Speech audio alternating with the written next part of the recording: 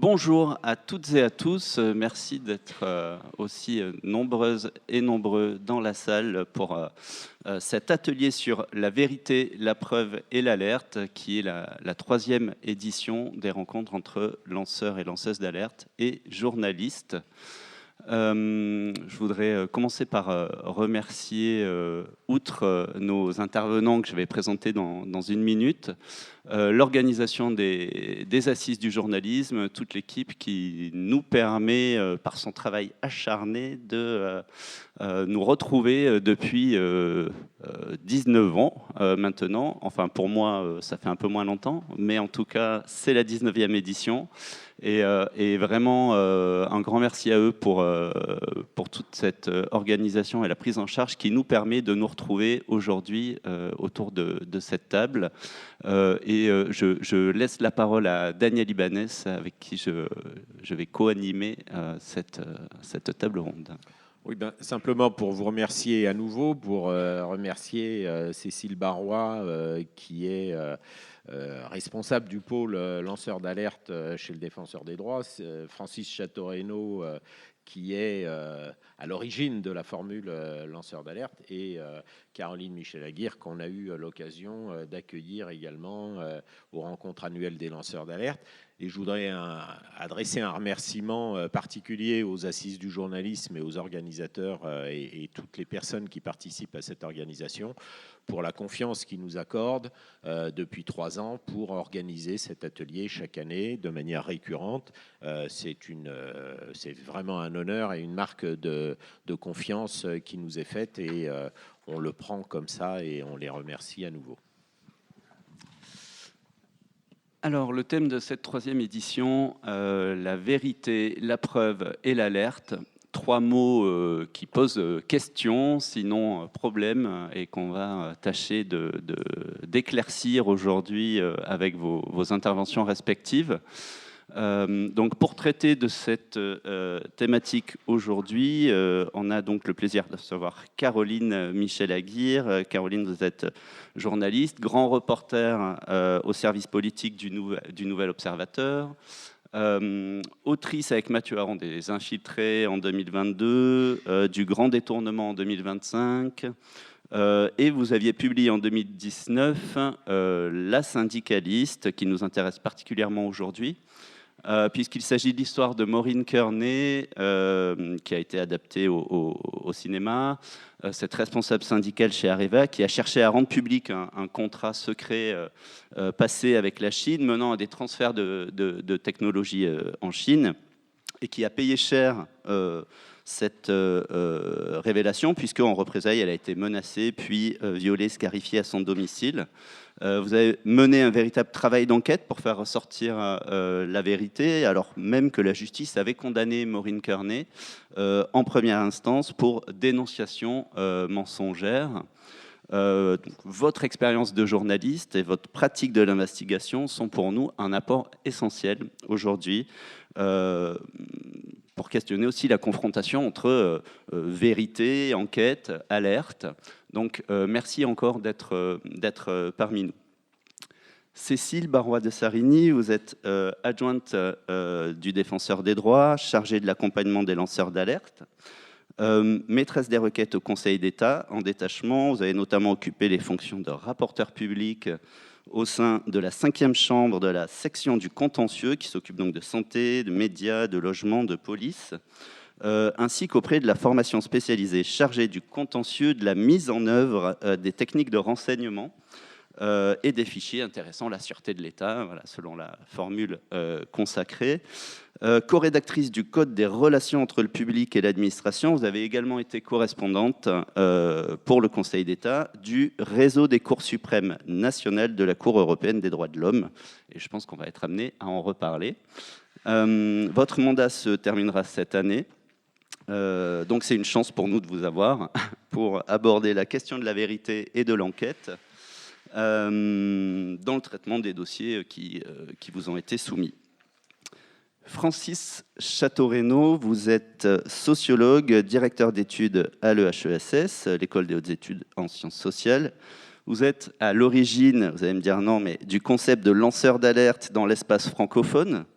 Et vos travaux portent essentiellement sur les controverses environnementales, sanitaires et technologiques. Vous avez publié Au bord de l'irréversible, sociologie pragmatique des transformations en 2017, Alerte et lanceur d'alerte, que sais-je, à l'été 2020, qui va être réédité très prochainement, ce printemps, a priori. Et L'empreneur et son double, pragmatique du pouvoir et sociologie de l'emprise. Alors, empreneur, voilà, peut-être vous nous expliquerez de quoi il s'agit. Donc, l'expression lanceur d'alerte apparaît en 1999 dans votre livre Les sombres précurseurs, qui conclut un travail de terrain mené de 1995 à 1998. Votre regard sur la vérité en matière d'alerte et de vigilance est pour nous indispensable, notamment face aux stratégies orchestrées pour contrer les alertes en matière scientifique notamment, et discréditer celles et ceux qui les portent. Daniel Ibanez, je vais te tutoyer hein, parce que sinon ce serait un peu étrange. On organise ensemble pour la 3e année cet atelier. Tu es le cofondateur et organisateur des rencontres annuelles des lanceurs d'alerte, dont la première édition remonte à 2015 et qui évolue sous une nouvelle forme cette année avec une première édition grenobloise organisée à Sciences Po Grenoble, et on en est ravis. Tu es connu pour avoir dénoncé des conflits d'intérêts dans le dossier Lyon-Turin, avec notamment deux ouvrages, Trafic en tout genre en 2014 et Lyon-Turin, les réseaux des rails, lettres au juge en 2015. Tu travailles sur plusieurs dossiers avec Raymond Avrier, connu lui pour avoir dénoncé dans les années 90 la corruption d'Alain Carignan et enquêté plus récemment sur les sondages de l'Élysée sous Nicolas Sarkozy.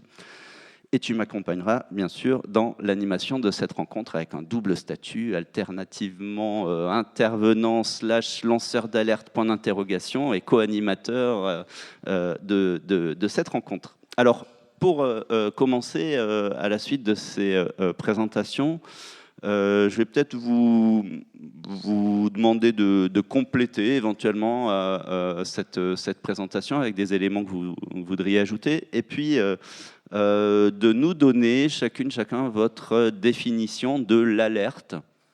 Qu'est-ce que c'est l'alerte, au fond, depuis la position qui est la vôtre? Je ne sais pas qui veut commencer.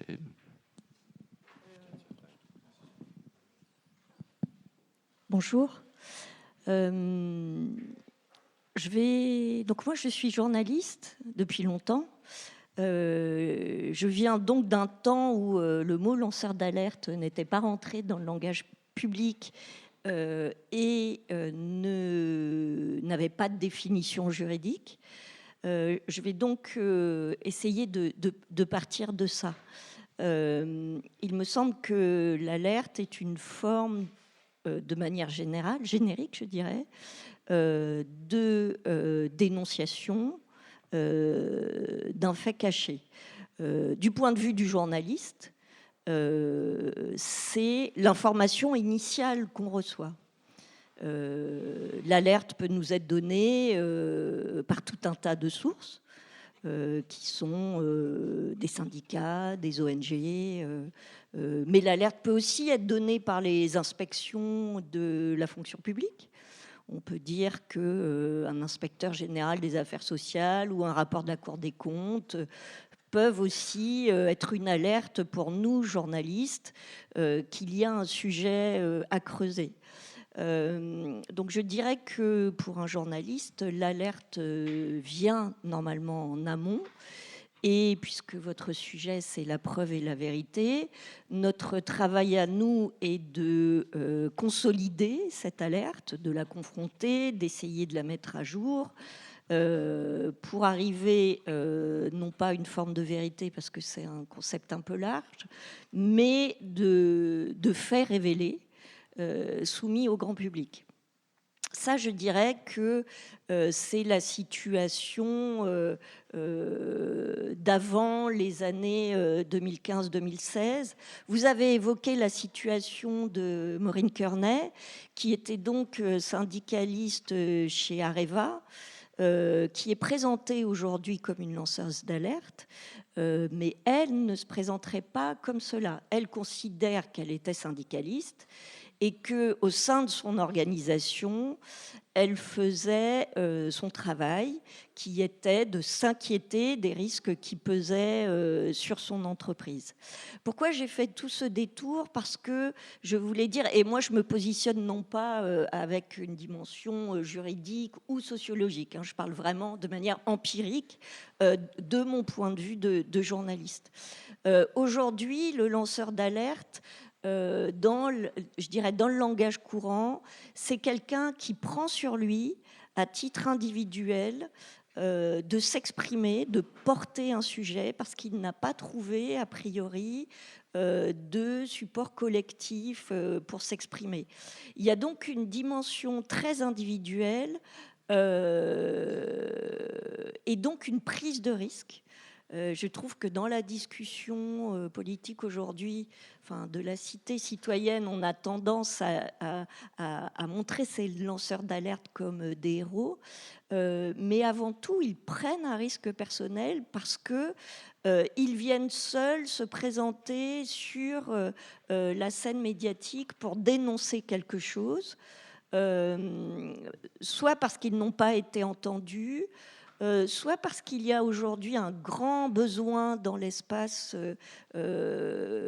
politique et médiatique aujourd'hui d'incarnation.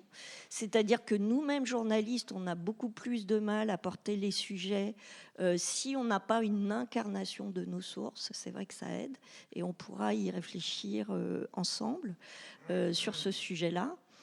Et cette dimension individuelle d'incarnation et de prise de risque fait que des journalistes aujourd'hui sont perçus comme des lanceurs d'alerte.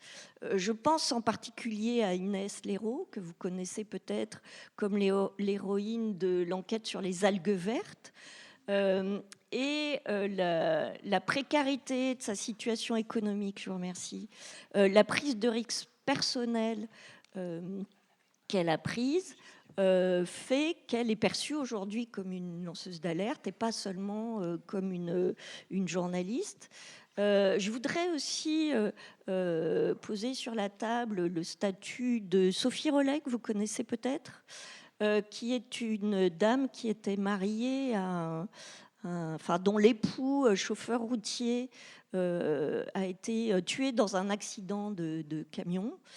Et elle a mené elle-même l'enquête pour mettre à jour le fait que c'était des pneus, des pneus défectueux qui étaient à l'origine. Et en l'occurrence, Sophie Rollet, qui a un parcours vraiment très très intéressant, a dû se frayer un chemin toute seule, puisque la justice et la police, en l'occurrence la gendarmerie, n'a pas su identifier le scandale, le fait que ce problème de pneus défectueux était général. Et donc elle s'est substituée d'une certaine manière à l'enquête et aux médias. Je vous citerai un troisième profil plus classique de lanceuse d'alerte, qui est, évidemment son nom m'échappe, je ne connais qu'elle, la médecin du Mediator, Irène Frachon, merci, qui elle aussi, je dirais, a dû sortir de son anonymat, de sa fonction de médecin pour porter le sujet sur le plan médiatique et avec l'appui d'une journaliste le porter sur la scène médiatique. Et ce que je trouve, pourquoi je vous ai cité ces trois cas-là, c'est qu'à chaque fois, ce sont des personnes, des individualités qui doivent aller au-delà de nos institutions classiques de contre-pouvoir, que sont la justice, les médias ou les inspections, pour arriver à porter un sujet. Et ce faisant, elles prennent un risque personnel sur leur carrière, leur vie personnelle et leur vie professionnelle. Voilà, c'est ça dont je voulais témoigner en tant que journaliste. Merci beaucoup. Peut-être une réaction du point de vue de la juriste que vous êtes, Cécile Baroin-Tsarini, sur justement l'alerte et comment on peut reconnaître et caractériser l'alerte. Merci beaucoup. Donc vous aurez compris que moi je vais vous parler d'un point de vue différent qui est celui du défenseur des droits. Donc le défenseur des droits, c'est une autorité administrative, une partie de l'administration française qui a pour caractéristique d'être indépendante dans l'administration. Ça peut être un peu le poil à gratter de l'administration. Et parmi les missions du défenseur des droits, figure depuis 2016 celle de protéger et d'accompagner les lanceurs d'alerte. Et c'est comme ça que moi j'ai découvert finalement cette notion, en tout cas que je connaissais par ailleurs, mais que je suis entrée dans cette notion. Si j'avais, moi, à définir l'alerte du point de vue du défenseur des droits, j'utiliserais 4 mots ou 4 idées. Tout d'abord, et je crois que je suis là aussi pour le dire, aujourd'hui, la notion d'alerte et de lanceur d'alerte, ce sont des notions juridiques. Dire que ce sont des notions juridiques, c'est dire qu'il existe désormais, depuis 2016, un cadre légal qui définit ce qu'est une alerte, qui définit ce qu'est un lanceur d'alerte. Et le fait de s'inscrire dans ce cadre légal, donc de respecter ces conditions, ça entraîne des conséquences qui sont censées être positives pour les lanceurs d'alerte, c'est-à-dire que ça permet aux lanceurs d'alerte de mobiliser un certain nombre d'outils pour se défendre contre les mesures qui sont celles qui viennent d'être évoquées par Caroline Michel-Aguirre. Alors, je ne dis pas que c'est un bouclier invincible, mais on a des outils qui permettent de se défendre. La législation telle qu'elle existe aujourd'hui, c'est une législation qui est née de ces histoires, qui est née notamment de l'histoire d'Irène Frachon, qui est née de la réaction du pouvoir politique à ces histoires et aux risques qui ont été pris par les lanceurs d'alerte pour... C'est évident dans le cas d'Irène Frachon, mais il faut vraiment l'avoir en tête pour le bien commun. Parce que derrière les lanceurs d'alerte, il y a quand même une démarche, et je vais le dire, une démarche d'intérêt général. Donc aujourd'hui, première chose, de mon point de vue, le défenseur des droits essaye de faire connaître cette idée. La notion de lanceur d'alerte, c'est une notion juridique. Ensuite, plus fondamentalement, mais toujours en s'inscrivant dans ce cadre juridique, être lanceur d'alerte, et l'alerte, c'est une démarche. C'est pas quelque chose d'anodin. Irène Frachon, c'est le cas typique, mais dans les dossiers que nous voyons aujourd'hui, le défenseur des droits traite à peu près 1 millier de dossiers par an, donc il y a 1 millier de personnes qui viennent nous voir pour être accompagnées, et à chaque fois, on voit que ce n'est jamais une décision qui est prise à la légère. C'est une décision qui parfois s'impose pour les personnes qui la prennent, mais en tout cas, c'est toujours une démarche qui est consciente, une démarche, un engagement. C'est la démarche de personnes physiques. Aujourd'hui, la législation, je crois que c'est regrettable, mais la législation ne protège que les individus et pas notamment les associations en qualité de lanceurs d'alerte. Mais c'est une démarche d'un individu qui, confronté à une situation qu'il estime ne pas devoir perdurer, pour l'entendre de manière très large, ça peut être un crime, un délit, mais ça peut être, selon la loi, toute atteinte à l'intérêt général. Donc on vise quand même extrêmement large. Cette personne, confrontée à cette situation, eh bien, elle estime qu'elle ne peut pas rester sans rien faire et elle effectue ce qu'on appelle un signalement. Elle effectue un signalement en s'adressant aux autorités qui ont été désignées. Alors, s'adresser à une autorité, ça peut être s'adresser à son N+1, N+2 lorsqu'on est en condition d'emploi, mais ça peut être aussi s'adresser à l'autorité des marchés financiers si le sujet relève de sa compétence, l'Agence française anticorruption, saisir le procureur de la République, tout ça, ce sont des démarches d'alerte. Mais je précise toutefois parce que n'est pas lanceur d'alerte qui veut. C'est-à-dire que ce n'est pas parce qu'une personne va répondre à une interview dans les médias, elle va dire oui, mais moi je lance l'alerte sur le sujet. Ce n'est pas ça. A priori, ce n'est pas une démarche d'alerte. Une démarche d'alerte, c'est une démarche qui est une démarche qui va conduire à saisir une autorité dédiée. Ce peut être les médias.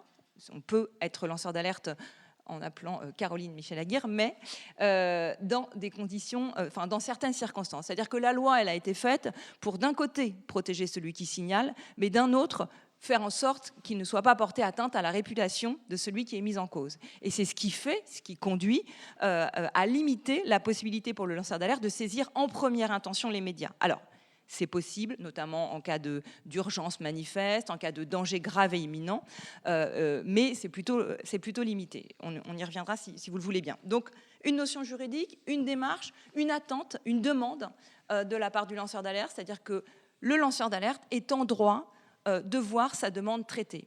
Et donc, ça veut dire qu'il incombe aux autorités qui en saisissent, que ce soit l'employeur ou les autorités administratives, de répondre à cette demande et de prendre leurs responsabilités. Ça peut être l'autorité judiciaire, mais les autorités administratives qui sont désignées pour traiter les alertes doivent également répondre à la demande de traitement. C'est la première demande et le premier droit du lanceur d'alerte, qu'on traite sa situation. Et nombre de situations se résoudraient de manière plus apaisée si l'alerte était traitée.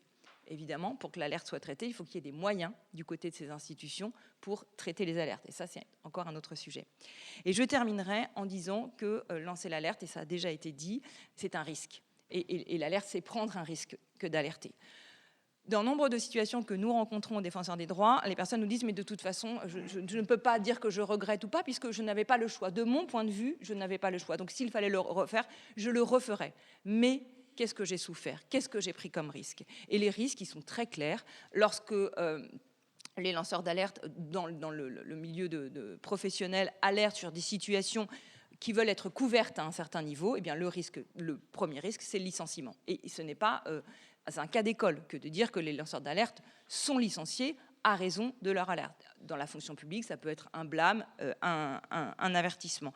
Donc il y a véritablement une prise de risque. Et puis, il faut avoir en tête le fait que lancer l'alerte dans un collectif de travail, ça heurte tout le collectif de travail. Et donc, il y a aussi un risque de ce point de vue. C'est-à-dire que les lanceurs d'alerte se retrouvent assez fréquemment isolés dans leur propre milieu professionnel parce qu'en disant ce qui ne va pas, ils ont finalement rompu une forme d'harmonie qui était celle du collectif de travail, qui vivait très bien avec certaines situations qui pourtant méritaient d'être dénoncées. Voici en première intention ce que je voulais dire.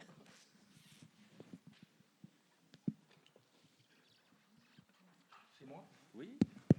Bien, merci. Et merci pour ces présentations. Moi, je suis d'accord avec ce que vous avez dit. Hein. Non, je suis très content. Je pense à un collègue américain, enfin anglo-américain, qui a été fauché par une voiture sur le campus de Berkeley, Michael Burawoy, l'année dernière, qui avait défendu l'idée d'une sociologie publique, c'est-à-dire une sociologie qu'il appelait extra-universitaire et réflexive par opposition sur la sociologie académique, la sociologie experte au service d'administration, d'institutions.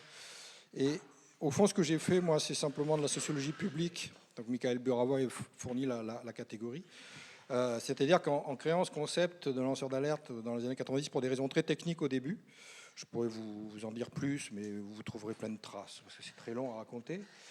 En fait, c'est mon directeur de labo à l'époque, qui s'appelait Luc Boltanski, qui s'appelle toujours Luc Boltanski d'ailleurs, m'avait confié un programme de recherche qui s'appelait Les Prophètes de Malheur. Donc j'avais pris la responsabilité de ce programme, et j'étais pas à l'aise avec les Prophètes de Malheur, mais alors pas du tout. Et premier entretien que je fais sur le terrain avec un monsieur qui s'appelle Henri Pézra, ça vous dit quelque chose? Qui a entendu parler d'Henri Pézra ici? C'est terrible. Merci. Vous sauvez là. Henri Pézra, ça a été le porteur du combat, plus que de l'alerte d'ailleurs, contre l'amiante, depuis les années 70 jusqu'à son décès. Et il a beaucoup lutté pour faire ressurgir ce dossier dans les années 80-90 avec une chape de silence à un moment donné, dans lesquels les journalistes ont quand même joué leur rôle. Bon, et l'amiante est ressortie dans les années 90 avec d'ailleurs un procès lancé par des veuves d'enseignants morts de mésothéliome, etc. Bon, l'amiante, vous en avez entendu parler, ça a été toute une affaire, ça continue, c'est pas fermé. Et Pézra, entretien, je lui dis, bon alors je dirige un programme du CNRS sur les prophètes de malheur. Et il me regarde et dit, je suis un prophète de malheur, moi? Je suis rentré au labo, j'étais vraiment pas à l'aise, quoi. Et j'avais dit à Boltanski, tu vois, c'est pas bon ton truc, c'est trop ironique, c'est trop... Prophète de malheur, c'est péjoratif. Alors, on regarde whistleblower, notion américaine, les Américains ont toujours en avance. On n'a pas encore une autre Trump, on va la voir. Ils ont toujours un coup d'avance. Et donc, whistleblower, c'est ça le truc. Ben non, traduction par les Canadiens, dénonciateur. Et c'est tout à fait ça. Le whistleblower est un dénonciateur, vous l'avez très bien résumé. C'est-à-dire qu'il y a quelqu'un qui dénonce, et Ralph Nader, que j'ai beaucoup lu à l'époque, qui a été un activiste, avocat, intellectuel américain, de gauche au sens américain du terme, qui a porté beaucoup de causes, qui a fait condamner d'ailleurs l'industrie automobile sur la pollution, avait développé toute une théorie du whistleblowing. Et donc de la possibilité de dénoncer en s'appuyant sur effectivement les droits de la Constitution américaine, qui étaient absolument centraux. Et le problème, c'est que Luc Boltanski lui-même avait commis un article en 1984 qui s'appelle La dénonciation, que vous trouverez en ligne, aujourd'hui il est accessible, dans la revue de Pierre Bourdieu. Ça a signé la rupture d'ailleurs entre les deux, mais enfin passons là-dessus. Et la dénonciation, c'est effectivement quelque chose qui suppose d'avoir un persécuteur, ou en tout cas une accusation, qui suppose des faits établis que l'on peut rendre publics, et qui s'adresse généralement à un juge. Alors le juge, ça peut être l'opinion publique, ça peut être l'État, ça peut être un magistrat, ça peut être un inspecteur du travail. Et il avait travaillé sur comment les dénonciations sont acceptables ou pas, à partir de lettres adressées au journal Le Monde. Il a refait un petit texte d'ailleurs récemment sur cette histoire. Et il dit aujourd'hui c'est plus possible à cause d'Internet. C'est-à-dire qu'en gros le monde trié, ça c'est intéressant, ça c'est pas intéressant. Et regardez le principe de tri, pourquoi une dénonciation est acceptable ou pas. Et moi j'étais gêné parce qu'au fond, ce qui m'intéressait dans les processus d'alerte, et donc je vais en venir à la demande, à la définition, c'était pas tellement ce qui vient d'être dit, c'est qu'une alerte, s'il y a un signal d'alarme qui se déclenche là, on passe à l'action tout de suite pour éviter quelque chose. Et donc, ce qui m'intéressait, c'est des situations où quelqu'un annonce un danger, un risque, une menace, une situation problématique en général, qui peut aller jusqu'à la corruption, la délinquance économique, pour qu'elle n'ait pas lieu, ou en tout cas pour qu'elle cesse d'avoir lieu. Et donc, l'idée d'urgence et de gravité, évidemment, deviennent très vite des notions co-extensives à celles d'alerte. Et alors, ce qui est intéressant, c'est que quand j'ai cherché comment on allait appeler ces gens qui font ça, donc à l'époque, c'était le début de la crise de la vache folle, donc c'est même pas la peine avec les étudiants, ils n'ont pas connu, donc j'ai oublié de leur rappeler, 1996. Qui c'est qui lance l'alerte? Quel est le premier lanceur d'alerte sur la vache folle? Officiellement, c'est le gouvernement britannique. Donc on n'a pas le héros isolé, etc. Et donc moi, je suis obligé de prendre en compte le fait que toute entité qui existe sur cette planète peut potentiellement être lanceur d'alerte, même mon chat. Une fois, il m'a sauvé dans l'incendie. Non, ça reconnaît. Il était à côté de la cheminée et j'ai vu qu'il avait un comportement anormal. Et je suis allé voir et il y avait un début, effectivement. Donc, dans le monde animal, il y a des signaux d'alerte. J'ai un peu travaillé avec des éthologues, etc. Et donc, l'alerte peut être portée par toutes sortes d'acteurs. Et effectivement, ce qui s'est produit au fur et à mesure... Alors, on oublie toujours de citer la loi de 2013, qui est la première loi française sur les lanceurs d'alerte, loi portée par Marie-Christine Blandin, que je salue, parce que ça a été quelqu'un qui a fait un sacré boulot. Alors c'est vrai qu'elle était très orientée environnement et santé, mais c'était quand même de là d'où venaient les principaux scandales, dont le Mediator, mais pas que. Il y avait évidemment eu l'amiante, il y avait eu des trucs de dioxine, il y avait évidemment Tchernobyl qui était passé par là, avec le fameux nuage qui s'était arrêté à la frontière. Je vous rappelle que le porte-parole du gouvernement qui a dit ça à l'époque, c'est quand même Nicolas Sarkozy. Bon, le texte avait été écrit par le CEA, mais bon. Donc, si vous voulez, on avait tout un ensemble de casuistiques qui n'a pas cessé de s'enrichir. Et du coup, la loi de 2013 a posé problème à certains acteurs parce que, justement, elle ouvrait la possibilité d'une protection, non seulement aux personnes physiques, mais aux personnes morales. C'était écrit comme ça. Et un deuxième module que j'ai beaucoup travaillé avec une juriste, que je salue aussi, Marie-Angèle Hermite, grande juriste du CNRS, qui a beaucoup porté ces questions de lanceurs d'alerte, il fallait une instance capable d'instruire l'alerte. C'est-à-dire qu'entre l'alerte, la vérité et la preuve, il faut une médiation d'un travail d'instruction indépendant, capable de dire si oui ou non il y a danger, si oui ou non il y a risque, si oui ou non il y a malversation, si oui ou non il y a mauvais traitement, etc. etc. Et donc la loi Blandin prévoyait la création d'une instance. Donc, évidemment, le passage par le Parlement, comme vous le savez, c'était tricoté, retricoté, etc. On n'avait pas véritablement ce qu'on avait voulu, mais il y avait cette idée quand même d'une instance. Elle a fini par être créée, il a fallu faire une pression, la fameuse Commission nationale des alertes et de la déontologie de l'expertise, enfin bon, un truc qui n'a jamais véritablement, enfin, je sais que son patron m'en voudrait, mais quand même vraiment fonctionné, et puis surtout obscur pour les gens. Il fallait une vraie agence indépendante, capable de dire si oui ou non il y avait un signal, d'en discuter, de convoquer des scientifiques, mais aussi des citoyens, des porteurs d'intérêt, pour discuter au fond de quelles mesures prendre. À l'époque, quand moi j'ai créé la notion de lanceur d'alerte, vous aviez un principe qui était omniprésent dans l'espace public, qui est aujourd'hui un peu retombé, le principe de précaution. Et c'est quoi le principe de précaution? C'est pas ce qu'en dit M. Gérald Bronner, qui est un de mes ennemis académiques directs.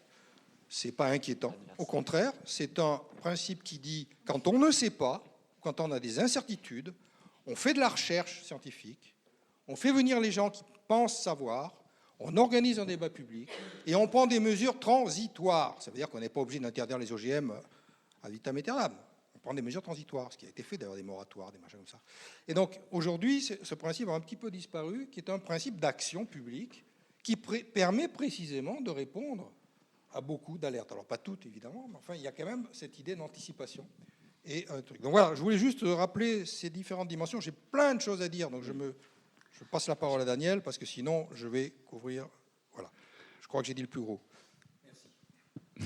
Merci. Daniel, peut-être on a beaucoup parlé de faits, de vérité, de révélation, de dénonciation, de signal, donc des termes qui supposent en tout cas, qui impliquent une forme de neutralité ou de réification de l'alerte. Ça pose quand même la question aussi de ce régime de la preuve. C'est quoi une preuve ?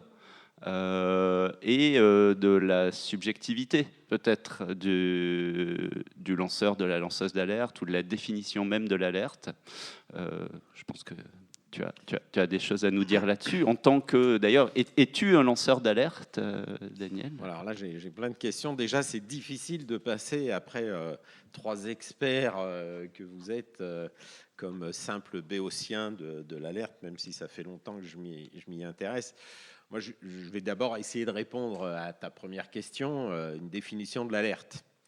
Parce qu'on a beaucoup tourné autour du pot, mais finalement, on n'a pas donné une vraie définition. Vous êtes tout de suite parti sur la définition du lanceur d'alerte. Et alors, toi, tu en as un petit peu parlé, Francis. Alors, pour moi, l'alerte, c'est une information dont la gravité nécessite des mesures urgentes ou des actes urgents. Et c'est ça, en fait, la différence entre une information et une alerte. S'il n'y a pas de gravité, s'il n'y a pas d'urgence, il n'y a pas d'alerte. Et ça, c'est important à le prendre en compte pour les journalistes.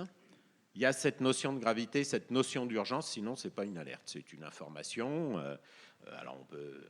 Mais vous voyez que là, déjà, quand vous utilisez le mot gravité et urgence, vous rentrez dans une appréciation subjective. Parce que votre gravité n'est pas la mienne et mon urgence n'est pas la vôtre. Alors, je donne toujours un exemple que j'ai donné à Cécile Barrois une journée où j'ai eu la chance de gagner à la Cour administrative d'appel. Pendant le Covid, il y a eu des conseils municipaux sans public. Qui, dans la salle, va assister aux conseils municipaux de sa commune ? On est peu nombreux. On est peu nombreux. Et alors, pendant le Covid, les conseils municipaux pouvaient se réunir sans public puisque ce n'était pas un motif dérogatoire. Et donc, le législateur a dit oui, mais pour satisfaire au caractère public de la séance et des délibérations, il doit être retransmis par un moyen numérique et en direct. Ce qui, dans des centaines, dans des dizaines de milliers de communes, n'a pas été fait. Et donc, pour moi, il s'agit d'une alerte parce que des centaines de milliers de conseillers municipaux ont considéré tout à fait normal de pouvoir délibérer sur les budgets, sur toutes les décisions et les délibérations de leur commune sans que le public puisse assister à leurs discussions, à leurs débats. Alors vous allez me dire, puisqu'on est quand même assez peu nombreux à aller dans les conseils municipaux, que tout le monde m'a dit, Daniel, tu es vraiment quand même, tu cherches la petite bête là, tu cherches la petite bête. Et en fait, pour moi, c'est une alerte parce que c'est une garantie fondamentale. Et donc, vous voyez que mon appréciation de la gravité et de l'urgence à saisir, y compris un tribunal administratif et une cour administrative d'appel, pour obtenir une décision judiciaire qui reconnaît que c'est une garantie de la population de pouvoir assister aux débats et aux délibérations, c'est une appréciation subjective. Puisque que l'on considère que j'ai été un petit peu quand même trop loin ou que l'on considère que finalement ça ne change pas grand-chose puisqu'on n'y va pas, vous voyez que c'est vraiment de l'appréciation et que vous avez une subjectivité. Donc voilà, pour moi, et pour répondre clairement à cette définition de l'alerte, c'est une information dont la gravité nécessite une action ou des mesures urgentes. Et là va se poser la question de l'émergence du lanceur d'alerte. Alors je passe à la deuxième partie, puisque je ne vais pas me limiter à celle-là. Et donc, en fait, et ça a été un petit peu dit par tout le monde, la lanceuse ou le lanceur d'alerte ne va émerger que lorsque cette gravité ou ces mesures n'ont pas été prises. C'est-à-dire que le lanceur d'alerte qui va intervenir directement devant la population, c'est finalement assez rare. En général, il a confiance dans l'institution. Et donc, Irène Frachon va saisir l'agence du médicament pour dire le Mediator, c'est un poison. Alors, bon, vous avez des exceptions, Raphaël Allais et Antoine Deltour, qui vont effectivement ne pas aller voir leur employeur pour leur dire vous êtes en train de faire de l'optimisation et de la délocalisation du paiement de l'impôt, parce qu'en fait, c'est leur boulot. Donc, effectivement, vous pouvez aller voir votre patron qui prend des honoraires sur l'optimisation fiscale, mais vous avez assez peu de chances qu'il modifie son attitude puisque c'est son chiffre d'affaires. Ce qui est intéressant, et Cécile, vous en avez parlé, c'est que vous avez parlé de l'intérêt général. Et l'intérêt général, c'est intéressant parce que dans la loi, il n'est pas défini. Alors tout le monde parle de l'intérêt général, et c'est vraiment intéressant pour vous, journalistes, parce que la question, c'est comment distinguer l'alerte d'une rumeur, d'une fausse information. C'est ça votre question, en fait, au départ. Est-ce que j'ai affaire à une alerte? Alors, en général, c'est est-ce que j'ai affaire à un lanceur d'alerte? Je me permets de suggérer que vous vous posiez d'abord la question, est-ce que j'ai affaire à une alerte? Et en fait, l'alerte, si on reprend par exemple le cas d'Antoine Deltour et de Raphaël Allais, ceux qui ont dénoncé l'optimisation fiscale à travers des cabinets de conseil pour payer l'impôt plutôt au Luxembourg, qui était bien plus favorable, en fait, ils font référence, Raphaël Allais comme Antoine Deltour, de manière intuitive très probablement à l'article 13 de la Déclaration des droits de l'homme et du citoyen, qui dit, je le relis pour ne pas dire de bêtises, que la contribution publique est répartie entre tous les citoyens en raison de leurs facultés. Vous voyez ?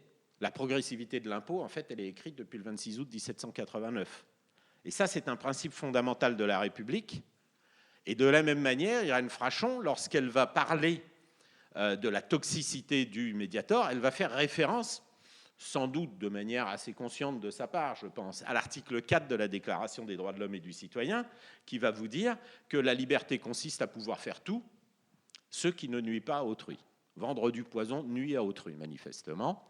Et donc, vous voyez que vous avez quelque chose d'intéressant. Et si on parle de l'environnement, en fait, les protecteurs de l'environnement, ceux qui alertent sur les atteintes à l'environnement, font référence à la charte de l'environnement, et notamment l'article 2 qui dit que toute personne a le devoir de prendre part à la préservation et l'amélioration de l'environnement. Et donc, je pense qu'il faut vraiment, pour pouvoir distinguer, et là vous avez vraiment une boussole d'analyse sur l'alerte et sur le lanceur d'alerte. Est-ce que je sais articuler l'information qui m'est donnée avec un droit fondamental? Je vous concède qu'il faut connaître les droits fondamentaux, mais dans la période actuelle, je pense qu'il est intéressant de se référer à ces trois textes du bloc de constitutionnalité, que sont la Charte des droits fondamentaux de l'Union européenne. Alors, ce n'est pas dans le bloc de constitutionnalité, mais c'est à l'article 88-1 de la Constitution, et ça nous engage. Mais ensuite de ça, la Déclaration des droits de l'homme et du citoyen du 26 août 1789, le préambule de la Constitution d'octobre 1946 et la Charte de l'environnement. Et bien sûr, la Convention européenne des droits de l'homme. Je vous dis ça parce que, dans ce que j'ai observé, à chaque fois, le lanceur d'alerte, d'une manière ou d'une autre, consciemment ou inconsciemment, s'est référé aux fondamentaux de la République ou de l'Union européenne.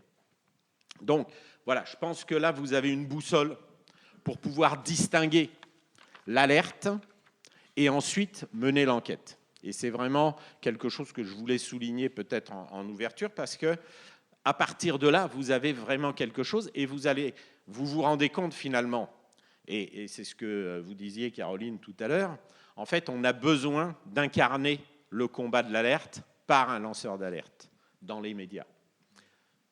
Mais en fait, si vous ne vous limitez qu'à l'héroïsation de la personne, qu'à la victimisation de la personne. En fait, vous allez passer sous silence l'alerte, et il n'est pas impossible qu'une alerte en déclenche une autre. Par exemple, Irène Frachon, l'alerte principale va être la toxicité. Mais vous avez une alerte qui va découler de ça, qui est l'attitude des membres de l'Agence du médicament qui n'ont pas instruit l'alerte. Et donc, je terminerai là-dessus pour conclure mon propos, c'est que à partir de quel moment la lanceuse ou le lanceur d'alerte va émerger, va apparaître. En fait, elle va apparaître à partir du moment où l'alerte n'a pas été traitée, l'alerte n'a pas été instruite ou l'alerte a été entravée.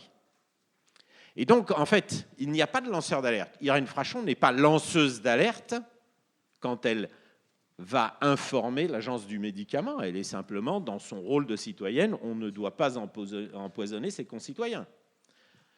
Pourquoi elle va devenir lanceuse d'alerte, finalement, contre son gré ou en tous les cas malgré elle? Eh bien, c'est quand l'Agence du médicament n'aura pas instruit. Et puis qu'en plus, elle va s'apercevoir que les gens sont payés par les labos pour ne pas instruire d'une certaine manière. De la même manière, vous avez tout un tas d'informations qui vont sortir et qui ne sont pas forcément des informations qui sont cachées. Je le dis parce que vous avez des informations qui sont parfaitement publiques. Quand vous allez sur Internet, alors aujourd'hui c'est quand même très très facile, il suffit de poser la bonne question sur Google ou sur n'importe quel moteur de recherche. Et ça a été mon cas, vous trouvez le lien entre le président de la société qui construit le Lyon-Turin ferroviaire et le BTP à qui il va signer des marchés publics pour 3 milliards d'euros, vous voyez ? Donc en fait, il suffit d'aller, vous mettez son nom, président, et puis vous trouvez qu'il y a un institut de la gestion déléguée, l'Institut des partenariats publics-privés en France, et que c'est justement le président des partenariats publics-privés, nommé par le bâtiment, qui va se retrouver président d'une société qui va lancer 14 milliards d'euros de travaux publics. Donc ça tombe bien, c'est de l'économie circulaire, vous voyez, c'est un truc écologique en fait. C'est de l'écologie voilà, et du développement durable. Donc voilà, je voudrais simplement vraiment insister là-dessus. L'émergence du lanceur d'alerte n'est pas quelque chose a priori, mais vraiment a posteriori qui vient derrière l'alerte. Je terminerai simplement sur une des choses. Selon moi, le lanceur d'alerte ne prend pas les risques. On lui fait courir les risques. Alors je sais que c'est une petite... une différence sémantique, mais je le dis parce qu'ils sont tellement persuadés que l'alerte correspond à un droit fondamental, républicain. En fait, vous savez qu'il y en a beaucoup qui se définissent comme des désobéissants et qui font de la désobéissance civile. Selon moi, ce sont des citoyens obéissants, parce qu'ils respectent toujours le droit fondamental de la République. Ils ne sont pas désobéissants, ils sont au contraire des citoyens très obéissants, mais obéissants au droit fondamental.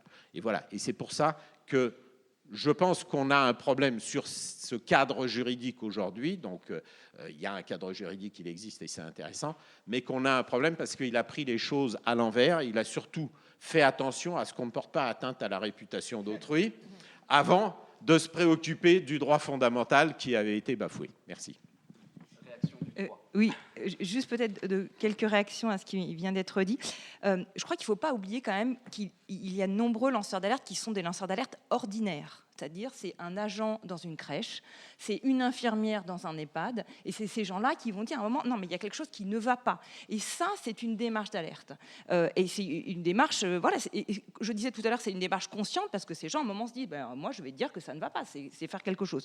Donc ça veut dire aussi que ce n'est pas des personnes qui vont nécessairement déclencher un scandale, ce n'est pas des personnes qui nécessairement vont aller solliciter des journalistes. Donc, première chose. Et moi, j'en vois, mais au quotidien, un directeur général des services dans une grosse collectivité locale, il a de quoi être lanceur d'alerte. En réalité, tous les gens qui ont accès à des informations, à des documents, qui sont en capacité d'analyser une situation, mais si vous réfléchissez, nombreux d'entre vous peuvent se dire, tiens, mais finalement, à ce moment-là, j'ai été lanceur d'alerte. Et c'est ça qui est très important, c'est de se dire, à un moment, je peux mobiliser la législation pour dire oui, j'ai été lanceur d'alerte et donc peut-être que j'ai besoin à un moment de la mobiliser, donc je peux le faire. Première chose.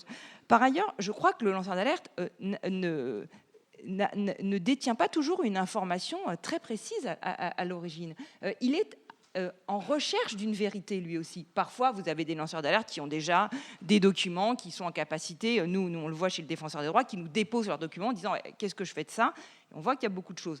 Mais parfois, ce n'est pas ça. Et ça, c'est très important aussi d'écouter ces lanceurs d'alerte-là. Et d'ailleurs, les institutions ont tout intérêt à écouter ces signaux faibles d'alerte. Et ça, en soi, déjà, c'est une démarche d'alerte.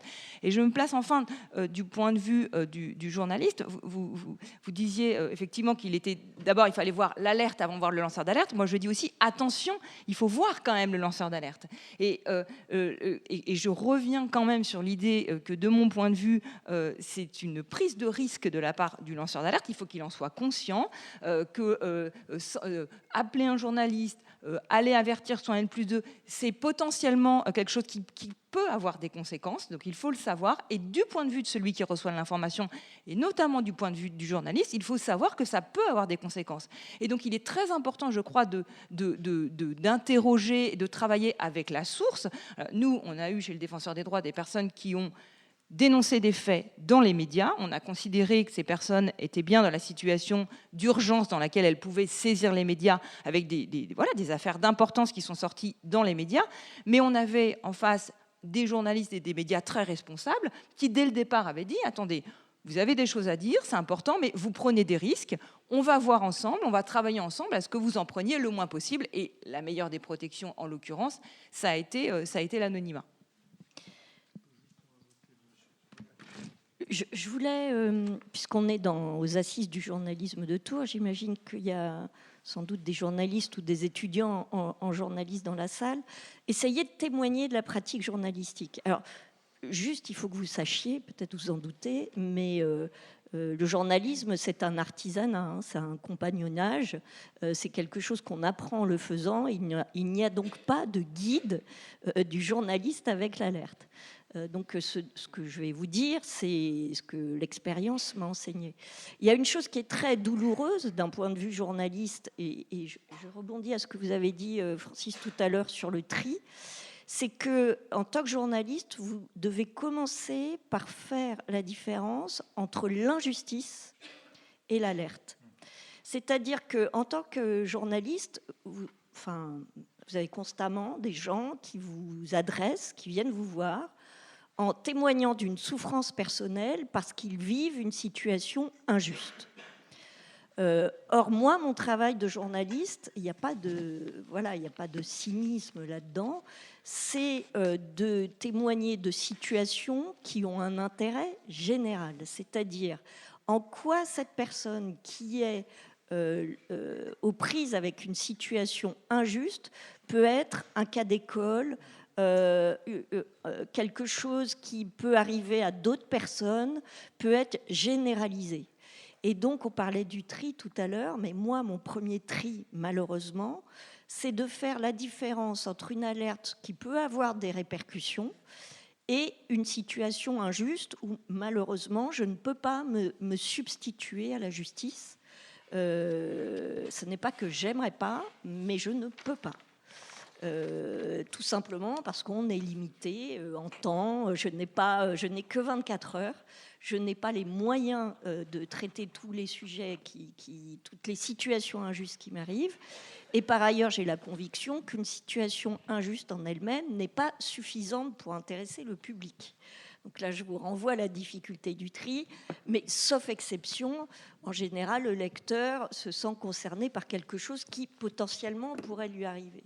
Une situation injuste ne va pas forcément mobiliser tout le monde. Ça, c'est la première chose. La deuxième chose, si j'ai identifié que le sujet est un sujet d'intérêt général, qui peut avoir une répercussion sur le collectif, c'est jusqu'à quel point on peut le prouver. C'est-à-dire qu'on peut avoir des gens qui ont été témoins, qui ont amassé un certain nombre de documents, mais pourtant, il va nous manquer un maillon de la démonstration.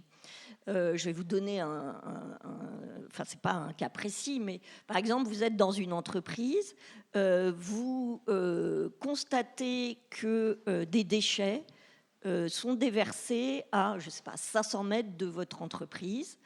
Vous êtes persuadé que c'est votre entreprise qui fait, par exemple, une décharge sauvage et que la direction est au courant.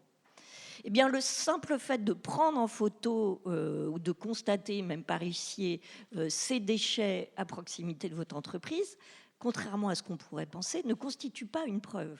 Il faut la chaîne de la preuve, c'est-à-dire à la fois prouver que ces déchets viennent de vos entreprises par une étiquette ou le fait que ces produits ne sont fabriqués que de cette entreprise, parce que l'entreprise pourra dire « attendez, rien ne prouve que c'est à moi, mon concurrent à 3 km fait la même chose et le dépose à côté de moi pour m'accuser ». Donc il faut à la fois pouvoir prouver que vos déchets viennent de votre entreprise et que la direction est au courant, voire a donné la preuve, l'ordre, pardon. Et ce sont des situations très difficiles. J'entends constamment l'opinion publique dénoncer les médias qui ne feraient pas leur travail, qui sont achetés, qui sont sous pression, qui sont dans des réseaux d'influence, etc., etc. Je ne suis pas en train de dire que ça n'existe pas. Je suis en train de vous dire qu'il y a un certain nombre de contraintes à ce qu'on peut publier, qui fait qu'on ne peut pas tout publier, et loin de là. Ce n'est pas qu'on ne voudrait pas, c'est que ça ne tient pas devant un tribunal. Et moi aussi, mon travail vis-à-vis du lanceur d'alerte, si j'ai identifié qu'en effet la situation est une alerte avec tout ce qu'on a défini, une situation d'urgence, d'intérêt général qui mérite d'intervenir rapidement, mais si je n'ai pas tous les maillons, je ne vais pas prendre le risque de nous emmener, et lui et moi, devant le tribunal parce que je ne peux pas le prouver.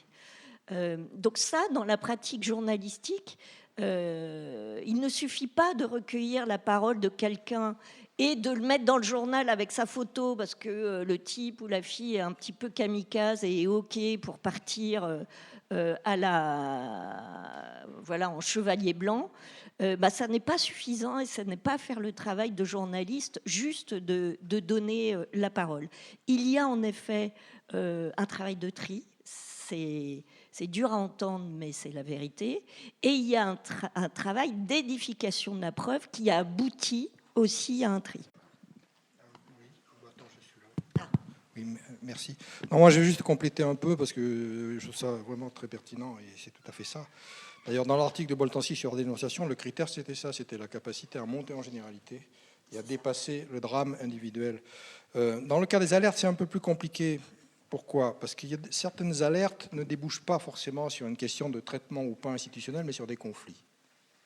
Moi, j'ai travaillé sur le nucléaire, j'ai travaillé sur les OGM, sur les pesticides.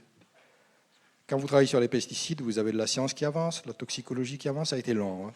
Vous avez des victimes qui s'organisent. Aujourd'hui, quand même, il y a un buzz là-dessus, mais on voit bien que ça résiste beaucoup. Et en face, vous avez des agriculteurs qui se plaignent et qui sont capables de bloquer. Bon, je ne veux pas faire le procès des agriculteurs, c'est pas le procès, mais en tant que sociologue, je suis obligé de regarder que là, pour le coup, l'alerte révèle des incommensurabilités, pour employer un terme très grossier, etc. Et donc là, il n'y a pas simplement une question de trouver la voie vers l'intérêt général, c'est que l'intérêt général lui-même, il se fragmente. Il y a des versions politiques, idéologiques, rhétoriques, et des intérêts économiques, enfin bref, on ne va pas vous faire le topo, vous voyez très bien. Et donc l'alerte, elle peut aller vers des choses qui posent la question de la régulation, c'est-à-dire du fonctionnement des institutions. Ça n'a pas été pris en compte. Le cadmium, bon, enfin voilà. Je peux vous en faire des milliers. Et de l'autre côté, ça pose la question de l'accord général du Habermas, qu'on peut saluer, il est décédé récemment, c'est-à-dire d'un espace public commun dans lequel on est d'accord sur les valeurs et les principes communs. Et ça, la démocratie montre que ce n'est jamais complètement le cas. Et que malgré tout, il faut tenir compte effectivement du contradictoire. Et ce n'est pas toujours facile. Il y a des gens qui voudraient éjecter de l'espace public, dans les deux sens d'ailleurs. Enfin, moi, vous avez une idée de quel côté je suis, mais bon, voilà. Donc, si vous voulez, il y a cette dimension conflictuelle. La deuxième chose que je voudrais rajouter, c'est que dans ce petit bouquin, donc je rappelle l'histoire du concept et sa mise à jour jusqu'à la directive européenne de 2019, parce qu'il a été publié au moment du Covid, donc bon, évidemment, il est passé sous les radars. Donc il y a une deuxième édition qui arrive, j'ai mis un peu à jour avec la loi Wasserman et puis d'autres affaires plus récentes. C'est bien alerte et lanceur d'alerte. Et l'éditeur m'a dit, mais pourquoi pas lanceur d'alerte ? J'ai dit non, les deux, et. C'est pas ou, c'est et. Et donc, il faut tenir compte des deux et travailler les deux en même temps. Donc, on est vraiment tous d'accord, en fait. Hein. Voilà. Et je finis juste sur une référence, parce que j'aime bien citer de temps en temps des philosophes que j'ai beaucoup travaillé. Je pense à Frege. Je ne pense pas que son esprit avait prévu de surgir ici aux Assises du journalisme. Les fondements de l'arithmétique, ça n'a aucun rapport apparemment, c'est si. Parce qu'il a un propos sur la preuve qui est extrêmement génial. La preuve n'a pas pour seule fin de libérer une proposition du doute, c'est-à-dire, bon, je sais pas. Finalement, est-ce qu'il y a un réchauffement climatique planétaire? Moi, j'ai aucun doute là-dessus. Hein. J'ai beaucoup travaillé avec le GIEC, ça va. Certains essayent d'introduire le doute. Donc, arriver à amener des preuves, effectivement, c'est pour réduire au maximum la possibilité de douter. Elle permet, la preuve, en outre, de pénétrer la dépendance relative des vérités. C'est-à-dire, une fois persuadé qu'un bloc de rocher est inébranlable, c'est du costaud, c'est du solide, parce qu'on a essayé sans succès de le faire bouger, parce que, évidemment, une preuve n'existe pas si vous n'avez pas tenté de la démolir. Et c'est là où la controverse a un rôle majeur, contrairement à des médisances qui pensent que la controverse, c'est la pagaille, etc. Non, vous ne pouvez pas prouver quelque chose si vous n'avez pas mis à l'épreuve les conjectures des uns ou des autres, jusqu'à ce que ça tienne la route. Et c'est ce que dit Frege. Et il dit, maintenant, il faut se demander qu'est-ce qui fait qu'elle tient si solidement, cette pierre. Et donc, quel est le système sous-jacent qui fait qu'effectivement, pourquoi il n'y a pas une politique sanitaire plus saine en France, par exemple, sur les causes environnementales, particulièrement du cancer, mais aussi des maladies neurodégénératives. Pourquoi des gens ont été obligés de faire des brûlots pour dire qu'on est des empoisonneurs, etc., et que du coup, ils sont disqualifiés parce que justement, ils partent dans un truc. Et là, on a des responsabilités et on retrouve ce qu'a dit Daniel, une gravité et une urgence qui s'accumulent sur des décennies. On est dans le scandale, mais on n'est plus dans l'alerte. Donc vous voyez, ces changements de régime qui peuvent être extrêmement brutaux, mais aussi avec des victimes à la clé. Et là, il y a un collectif de victimes qui revendique le statut de lanceur d'alerte. Ils ont fait une tribune. Alors, je suis intervenu, je leur ai dit, en fait, on n'est plus dans l'alerte, là. Je veux dire, c'est terrifiant, effectivement. Personne ne nie, effectivement, les conséquences de l'usage intensif en agrochimie de tous ces polluants. Des maladies qui émergent, qui sont enregistrées par l'épidémiologie de plus en plus nettement. Il n'y a pas que les clusters d'enfants, etc. Ça devient visible. Et là, pour le coup, on a des responsabilités politiques et économiques, et on est dans le rapport de force. Donc je renvoie, et je m'arrête là-dessus, à un très beau texte signé par Daniel Ibanez et moi-même, et qui s'appelle « Interroger la trajectoire politique de l'alerte, du lanceur d'alerte au rapport de force », et où justement on pose la question du passage à un moment donné à un autre régime pour qu'on ne reste pas dans une espèce de déception par rapport au traitement de la question, mais qu'on crée un véritable rapport de force. Ça engage toutes les entités collectives, associations, syndicats, partis politiques, institutions, qui doivent à un moment donné sortir de leur confort ou de leur cadre pour, comme a pu le faire l'OMS à un moment donné, comme peut le faire l'ONU, ou la Cour pénale internationale, c'est-à-dire sortir légèrement d'un cadre pour dire non, là c'est pas possible. Voilà. Merci beaucoup. Je voudrais qu'on garde ce dernier temps d'échange avec la salle. En tout cas, on voit que vérité, preuve, alerte sont quand même des termes polysémiques, pas monolithiques, mais je pense qu'on a réussi un peu en tout cas, à en dessiner les contours autour de l'urgence, de la gravité, de l'intérêt général qu'on va peut-être définir en creux comme s'opposant à des intérêts privés ou particuliers, à minima. Bon, voilà, une petite pirouette pour essayer de le définir en creux. Et puis, une question qu'on n'a pas abordée, mais peut-être qui se manifestera dans les échanges, c'est celle de la liberté d'expression. On a parlé de droits fondamentaux. La liberté d'expression en est un, mais liberté d'expression sans doute au service d'autres droits fondamentaux, c'est-à-dire comme moyen de défendre d'autres droits fondamentaux et pas comme liberté de raconter n'importe quoi. Voilà. À vos questions. Ici à droite.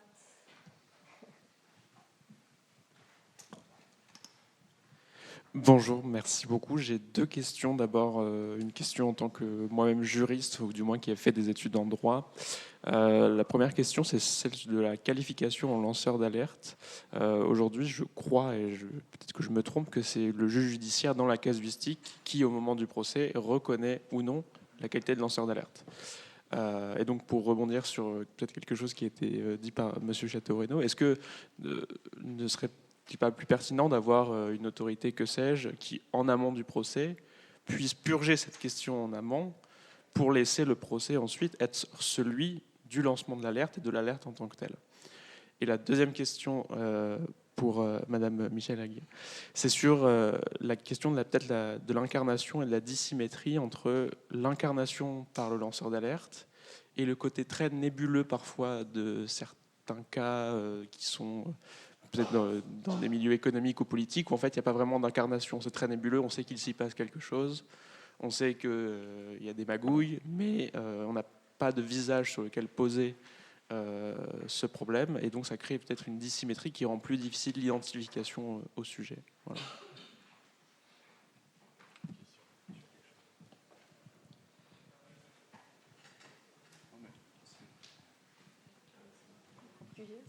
Merci beaucoup pour vos échanges. Moi, j'avais une petite question sur des cas limites de lanceurs d'alerte et comment on peut traiter ça quand voilà, il n'y a pas forcément, parce que vous avez cité beaucoup de lanceurs d'alerte avec vraiment des grandes valeurs, voilà, des cas emblématiques et comme par hasard c'est des femmes d'ailleurs beaucoup. Et voilà, quid quand... Je n'osais pas soulever la question, mais c'est une vraie question.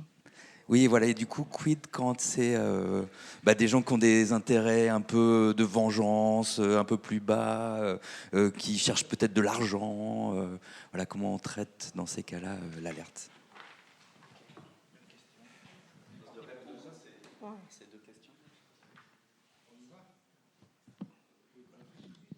Juste sur la question juridique. Alors en fait, il faut voir qu'il y a deux choses. Il y a la façon dont va être traitée l'alerte, et ça, personne ne va se poser la question de la qualité du lanceur d'alerte. Le parquet national financier qui reçoit une affaire, une alerte, il traite les faits. Il ne va pas se dire est-ce que j'ai affaire à un lanceur d'alerte. Il s'en fiche complètement. Lui, il traite les faits. D'ailleurs, le PNF apprécie plutôt la notion de lanceur d'alerte, enfin, qu'il y ait des protections pour les gens qui viennent dénoncer des choses au parquet, c'est intéressant.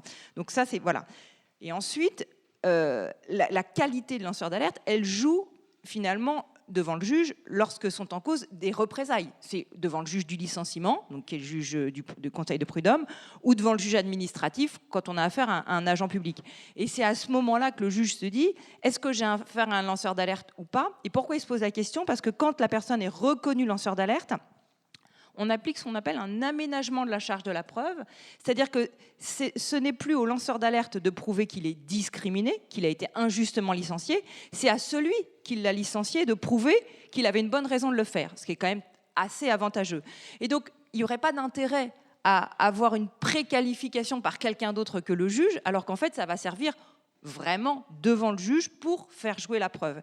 Et donc c'est pour ça que nous, défenseurs des droits, on aide à établir les choses devant le juge. On rend un avis qui n'est qu'un avis, mais on rend un avis pour dire à quelqu'un oui, vous êtes bien lanceur d'alerte. Une institution comme le défenseur des droits croit, après analyse, examen, etc., que vous êtes lanceur d'alerte. On vous le dit et vous pouvez porter cet avis devant le juge, mais c'est le juge qui va décider in fine. Et je crois que c'est très important que ça fonctionne comme ça et que ça fonctionne bien comme ça. Ce qu'il faut éviter, c'est qu'il y ait une décision avec une portée juridique qui se balade, qui disent vous êtes lanceur d'alerte ou pas. Parce que ça, je le sais d'expérience, ça va être attaqué. Et donc ça va être un procès en plus à l'encontre du lanceur d'alerte uniquement sur sa qualité de lanceur d'alerte. Il ne faut pas faire de procès dans le procès. Le procès, il a lieu au moment de la mesure de licenciement et c'est bien que ce soit entre les mains du juge. Et je vous laisse la parole. Et après, si vous voulez, on parlera des cas limites. Merci. Non, j'ai juste complété, parce que c'est une très bonne question. La notion de lanceur d'alerte est une notion sociologique. Elle est devenue juridique. Il y a eu une juridicisation. J'y ai contribué puisque j'ai fréquenté des juristes Marie-Angèle Hermite, Christine Noisville, Corinne Lepage, même, voilà, enfin tout un tas de gens qui ont contribué à la fabrication de la première loi et à la visibilité, aussi dans le contentieux. Il y a aussi André de Cicolella qui a joué un rôle important. Enfin, voilà. Donc il y a toute une histoire que je rappelle dans ce bouquin, mais qui est beaucoup plus compliquée que voilà, simplement, pof, ça bascule. Deux choses sur la question de ce qui précède effectivement le contentieux. Pour moi, il doit y avoir une multiplicité de scènes.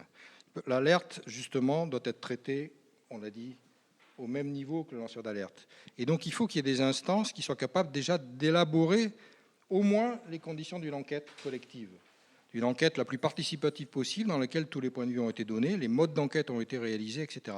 Et les sciences doivent être convoquées. Au départ, moi, je suis sociologue des sciences et des risques. Si je me suis intéressé aux alertes, c'est parce que je voulais savoir d'où ça partait, en fait, des questions. D'où pourquoi tout à coup des gens s'intéressaient sur les dangers d'un incinérateur ou du prion de la vache folle ou de tels radioéléments relâchés par la Hague. Des trucs qui vraiment ont fâché beaucoup. L'UO 129 par exemple. Donc on rentrait par là et on se rendait compte qu'il y avait effectivement des acteurs, par exemple Greenpeace, qui n'avaient pas le concept de lanceur d'alerte à l'époque et qui après s'en sont saisis. Et aujourd'hui ça prolifère. Et effectivement, Secret Toxique, pour moi, c'est une association qui porte une alerte. C'est plus des lanceurs, c'est des porteurs d'alerte. On a aussi développé ce concept-là. Et c'est aussi important que ces sphères-là se déploient à côté ou avec le contentieux. Parce que si on ramène au contentieux, on va obtenir ce que Marie-Angèle Hermite, donc grande juriste, donc j'espère que vous connaissez les travaux, avait fait un article qui s'appelle « Le droit est un autre monde ». Et elle faisait allusion à Lewis Carroll. C'est-à-dire qu'une fois que vous passez dans les arènes juridiques et judiciaires, vos causes peuvent être complètement redéfinies. C'est-à-dire que vous ne vous reconnaissez plus. D'ailleurs, beaucoup de gens sont venus me voir en me disant c'est terrible parce que je suis rentré dans un dédale procédurier, les catégories sont plus les mêmes, je pensais que j'avais raison, etc., etc. Alors il y a l'effet du contradictoire, il y a l'effet effectivement de la lecture des textes, de l'interprétation juridique elle-même, mais aussi des jeux politiques qui peuvent se jouer pour savoir si oui ou non vous avez connu M. Guéant. Pardon, qu'est-ce que je raconte? Bon, non, je ne le connais pas. Il est des noms aussi par aujourd'hui. Bon. Donc moi j'ai fait un truc en 2008, vous le trouverez en 2008, au Sénat, il y a eu un colloque qui s'appelait Lanceurs d'alerte et systèmes d'expertise vers une législation exemplaire en 2008. C'était porté donc par plein de gens, je ne vais pas faire la liste. Moi j'avais fait un texte qui s'appelait Lanceurs d'alerte dans l'espace politique, réflexion sur la trajectoire d'une cause collective, où justement j'ai dit attention. Et je vais répondre aussi à la deuxième question vite fait. Parce que le risque, c'est qu'on institue tellement bien le lanceur d'alerte que c'est du pain béni pour M. Darmanin. Oh, pardon. Un délateur. Vous avez un point de deal là-bas. Paf, je lance l'alerte. Donc attention, effectivement, laissez du jeu dans les manières de qualifier les faits, regardez qui prend la parole et effectivement avoir des médiations. Et ça, le défenseur des droits est vraiment essentiel. Donc c'est une institution indépendante. Il y en a assez peu en France, elles sont vitales. Il y a la CNDP, il y a l'agence de sécurité, bon, etc.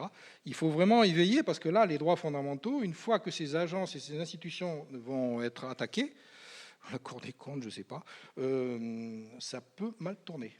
Voilà. Et la trompisation va venir avec. Juste un mot avant que vous puissiez répondre, Caroline. Je pense qu'il y a une chose importante à dire sur cette qualification juridique a priori du lanceur d'alerte. Elle pose un problème qui est celle de l'article 6 de la Convention européenne des droits de l'homme, le droit à un débat contradictoire. Et donc, de fait, si c'est les tribunaux qui le font, c'est parce que justement, la garantie du droit et de la justice est liée au débat contradictoire. Et donc, il est vraiment important que ça reste en place, et je pense que c'est important de le soulever.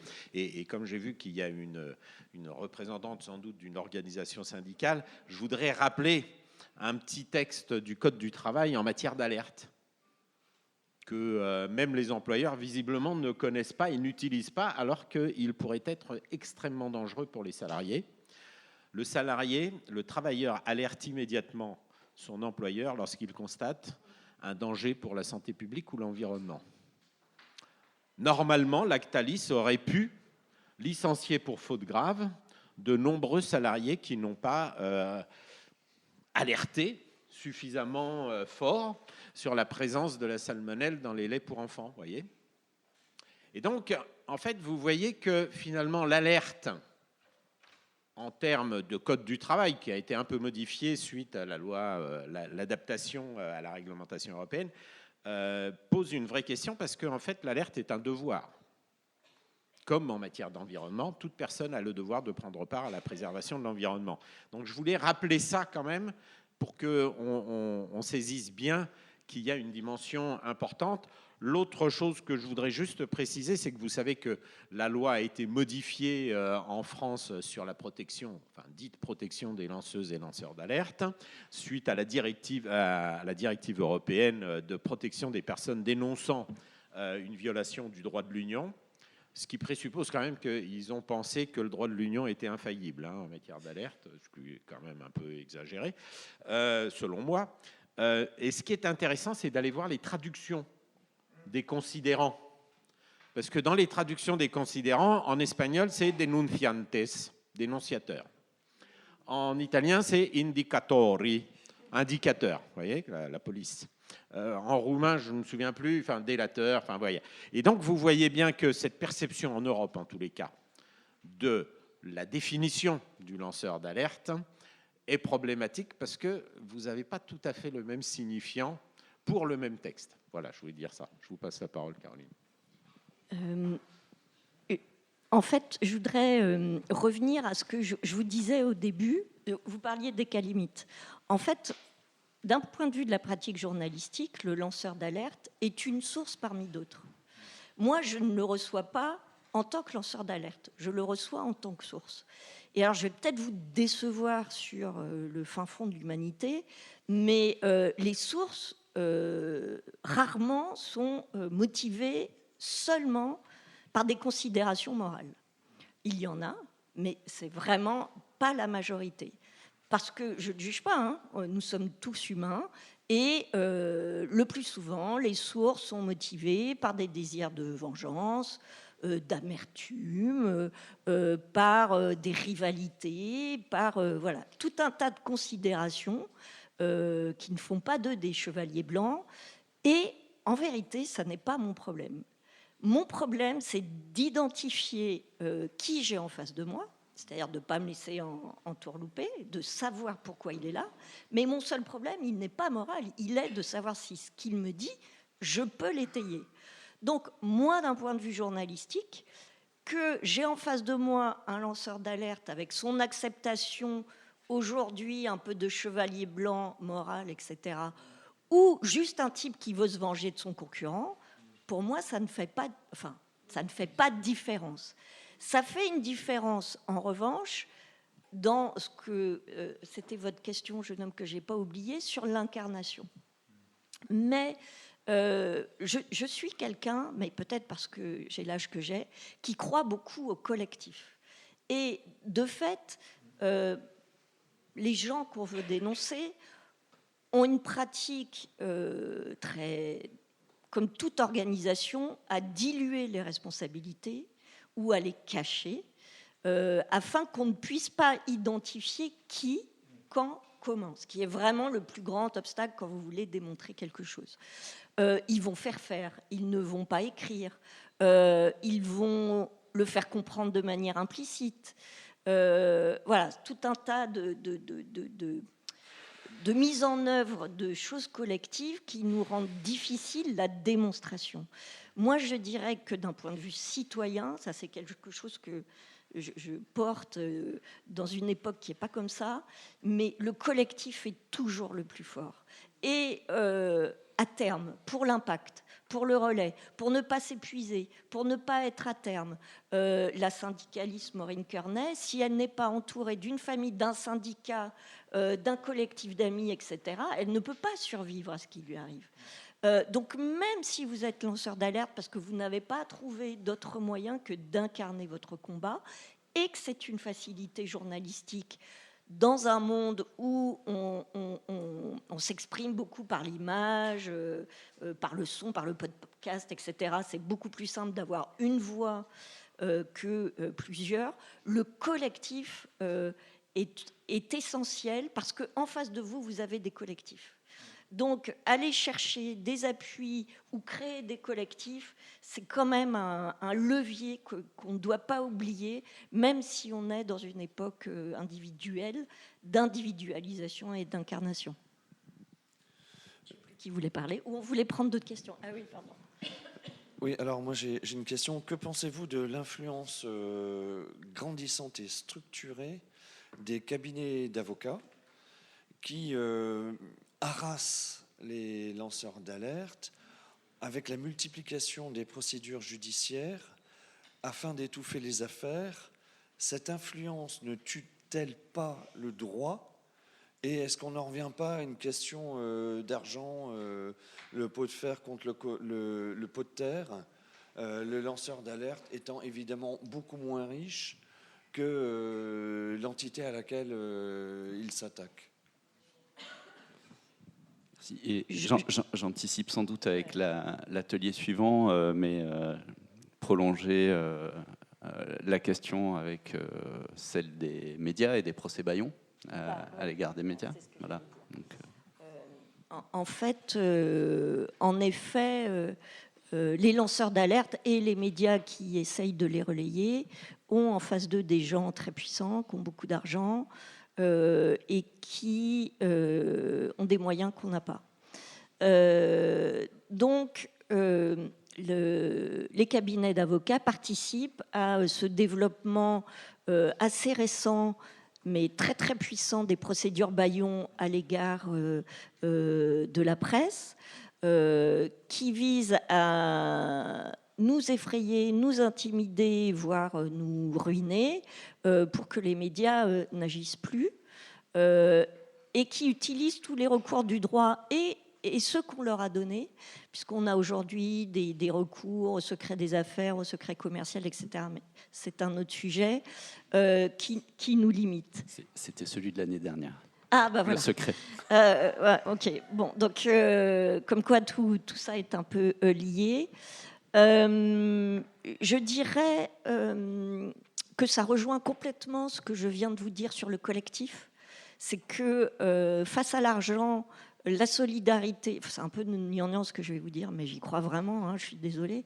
Face à l'argent, la solidarité, la conviction, le bénévolat, enfin tout ce qu'on veut, ça peut quelque chose. C'est pas vrai qu'on est démunis.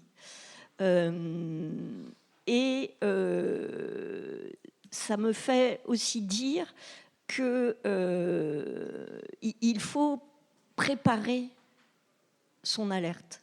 C'est-à-dire qu'il faut mettre tous les atouts de son côté et travailler. Il y a des avocats bénévoles pleins aujourd'hui qui sont prêts à donner de leur temps pour étudier votre dossier. Ça passe par des ONG, des syndicats. Enfin, face à l'argent, il faut vraiment qu'on retrouve un goût du combat collectif et de la solidarité, parce que c'est aussi puissant, vraiment. C'est aussi puissant, même si son impact est parfois pas aussi évident. Je voudrais dire un mot de tous ceux à quoi ont été confrontés les lanceurs d'alerte, notamment les premiers, les Stéphanie Gibault, les André Deltour, etc., avant, qui sont aujourd'hui sans emploi, qui ont eu plein de procédures parce que leurs employeurs leur ont reproché d'avoir trahi leur organisation, etc. Ce sont des dossiers qui ont 10 ans. Aujourd'hui, on sait plus, mais il faut absolument s'organiser et trouver des soutiens parce que en face, les organisations ont en effet beaucoup d'argent pour utiliser la justice, notamment. Je me permets de rebondir sur cette question du harcèlement des lanceurs d'alerte, parce que c'est effectivement le cas, pour dire que c'est quelque chose qu'on observe dans le secteur privé, mais aussi dans le secteur public. C'est-à-dire que vous pouvez avoir des agents publics qui vont dénoncer des faits graves et qui vont être victimes de rupture de leur contrat de travail quand ce sont des contrats précaires, qui vont être radiés des cadres et pour lesquels nous on les suit depuis longtemps avec des procédures qui sont annulées par les juridictions administratives, des décisions de justice qui ne sont pas exécutées. Enfin, on a vraiment des phénomènes, comme je dis, de harcèlement. Et je rebondis sur ce que dit Caroline pour dire qu'effectivement il faut mobiliser tout ce qui est mobilisable en face, et ça fait partie un peu des raisons d'être du défenseur des droits. Pour vous donner une idée, on avait jusqu'à la loi 2022, jusqu'à ce qu'on parle vraiment c'est pour ça que je pense qu'il y a quand même un effet positif de ce texte de protection des lanceurs d'alerte.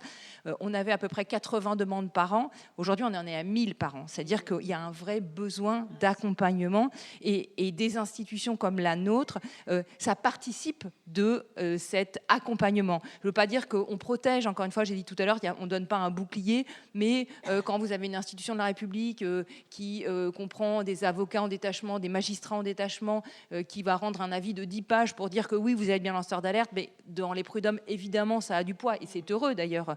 Et donc, voilà, il n'existe pas une manière de protéger les lanceurs d'alerte, mais plusieurs outils qui sont importants pour eux de mobiliser. Et c'est pour ça que je crois que c'est important de s'identifier lanceur d'alerte, de se dire à un moment, moi je suis intervenue devant le syndicat des avocats de France, et en évoquant les notions, plusieurs avocats m'ont dit « oui, mais finalement, j'ai des lanceurs d'alerte parmi mes clients. » Mais oui, pensez-vous lanceur d'alerte. Et ça fait que vous aurez à un moment un outil de plus pour combattre une mesure de représailles, dont les procédures Bayon. Oui. Vas-y. Oui.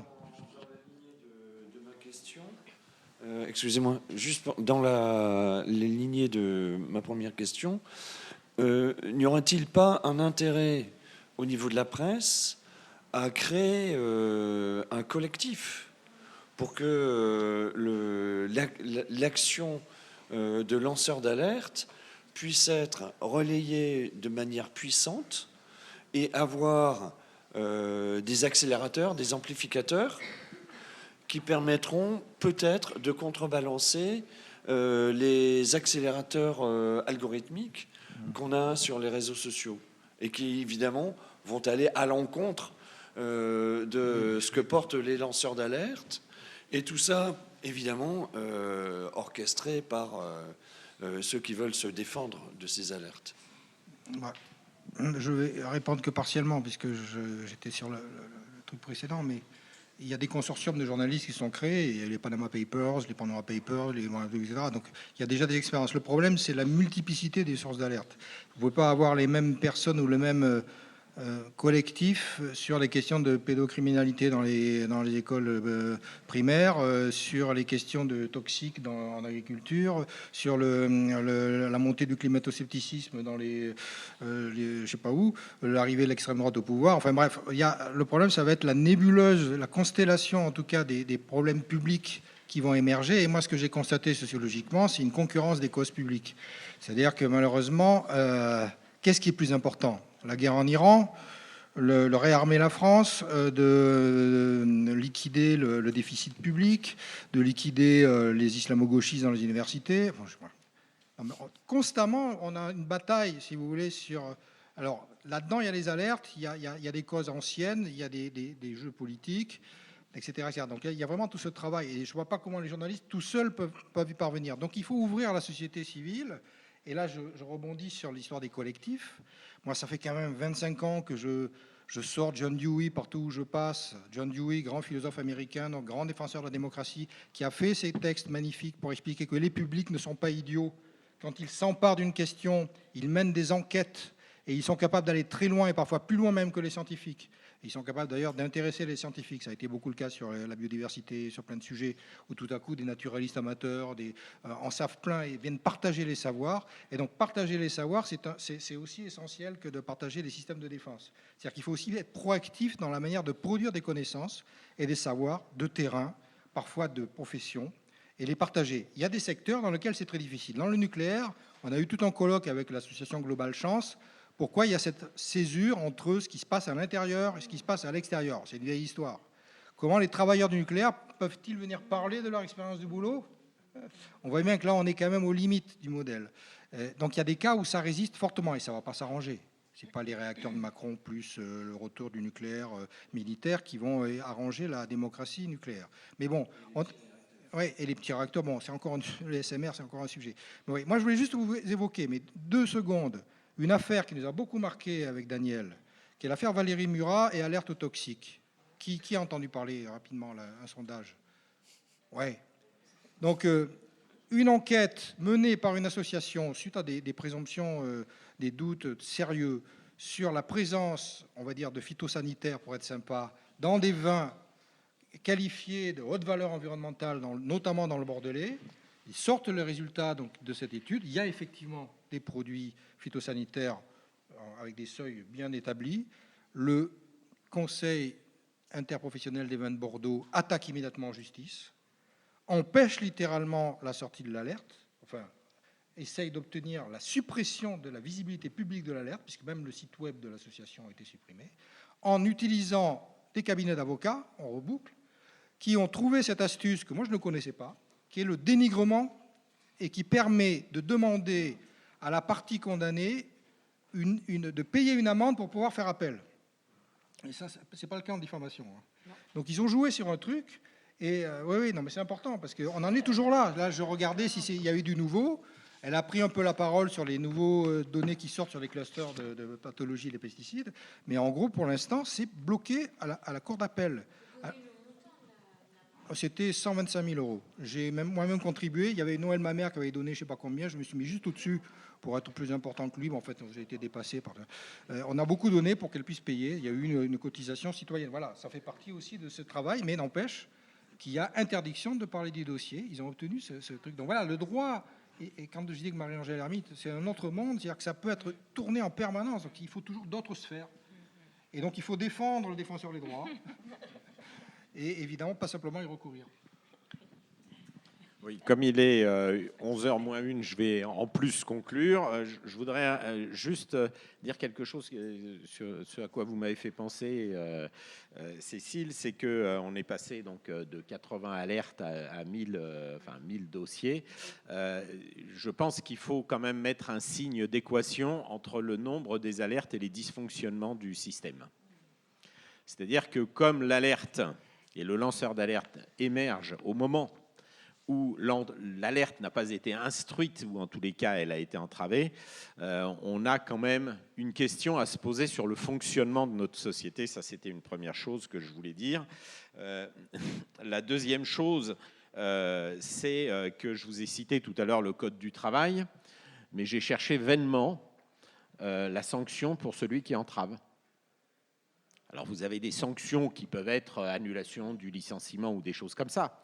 Mais la sanction sur l'entrave à l'instruction de l'alerte, je ne l'ai pas trouvée dans le Code du travail. Et vous voyez que là, on a un petit problème, puisque si, a priori, l'alerte fait référence et s'articule avec la violation d'un droit fondamental, il y aurait quelques raisons à ce que l'on sanctionne l'entrave à l'instruction de l'alerte ou l'absence d'instruction de l'alerte, y compris d'ailleurs par les services de l'État. Donc ça, c'est une autre chose que je voudrais dire. Et sur les cabinets, en fait, moi, j'ai milité au moment de mon audition par M. Wasserman au moment de la transposition de la directive européenne pour que, en fait...